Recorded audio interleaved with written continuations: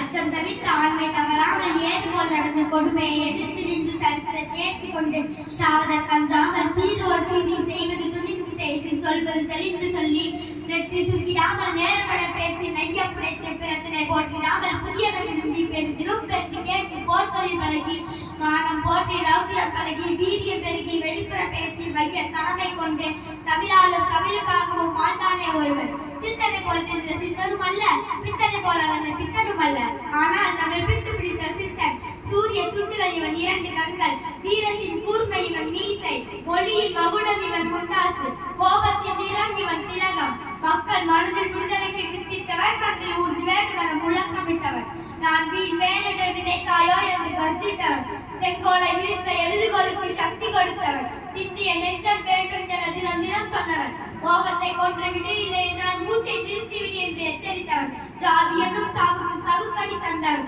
சரிக்கு விழும் மனிதனுக்கு சரித்திரமே நீதான் என்றவன் சொல்லி சென்றவர்கள் மத்தியில் சொல்லி செய்தவன் புலவனாய் பத்திரிகையாளர் ராஜதந்திர போராட்ட வீரனாய் பன்முக தோற்றம் கொண்ட இவன் புகழ் பல 1000 காரணங்கள் உண்டு. பாரதியை நாம் கொண்டாடும் பொழுது தமிழ் தன்னைத்தானே கொண்டாடி கொள்கிறது. நன்றி.